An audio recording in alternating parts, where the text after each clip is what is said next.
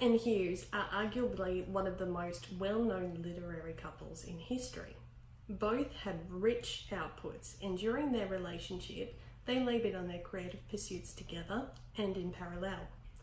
Plath's familiarity with Hughes was notoriously evidenced in their first meeting in 1956, where she recited to him a line of his poem. Fate was to take care of the rest over the next 7 years. Plath's account of their meeting is well documented in a journal entry. She clearly recalls the red headscarf.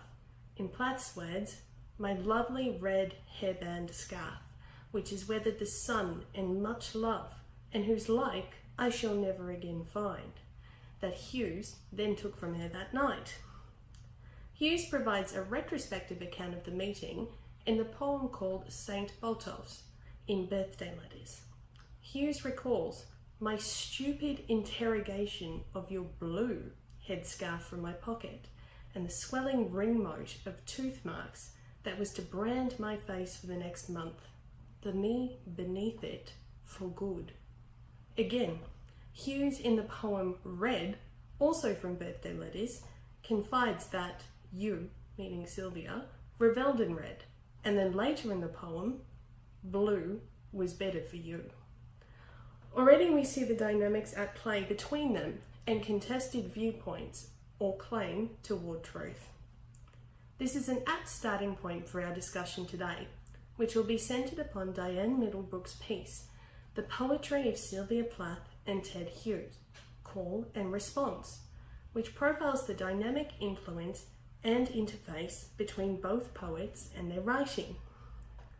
This will be discussed through Plath's volume Ariel, which was first published in 1965 after hefty editing from Hughes, and captures Plath's writings over the periods 1962 to 1963, which was shortly followed by her suicide.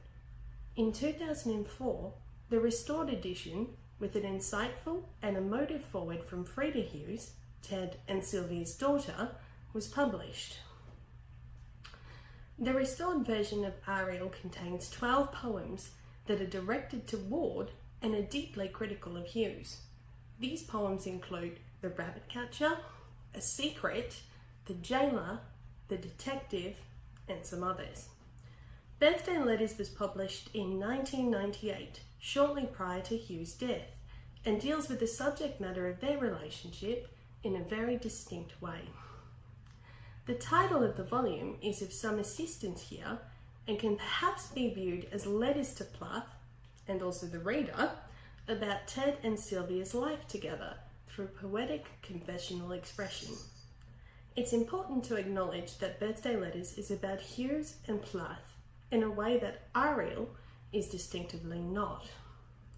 That is, to note that Hughes in Birthday Letters has the final say, as Plath is long gone with no possibility of reply, and it is also likely that Hughes was motivated to publish Birthday Letters in part as an ardent response to the very public criticism and accusations that were levelled at him following Plath's death. We will do a brief discussion of each's respective poems, The Rabbit Catcher, noting that biographical context here is key.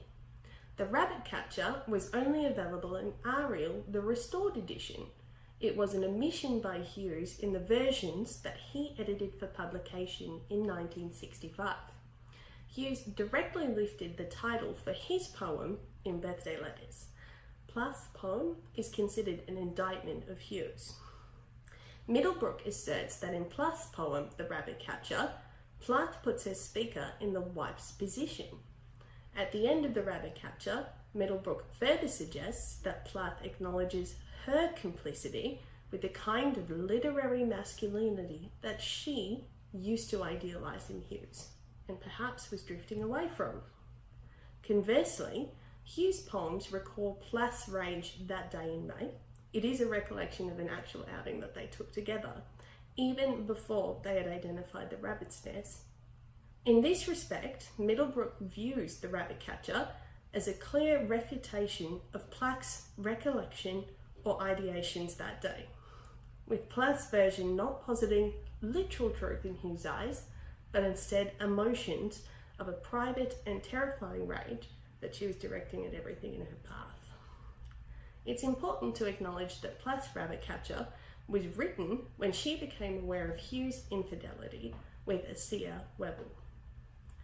There are several other poetic couplings from Ariel and birthday letters, such as Plath's bee poems.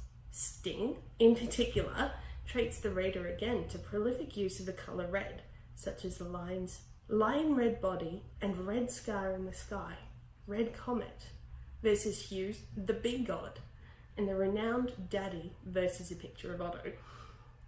These calls and responses extend beyond Ariel and birthday letters, but time is too short today to permit even a cursory look at those ones. What is clear from the Plath and Hughes mythos is their highly accomplished poetry.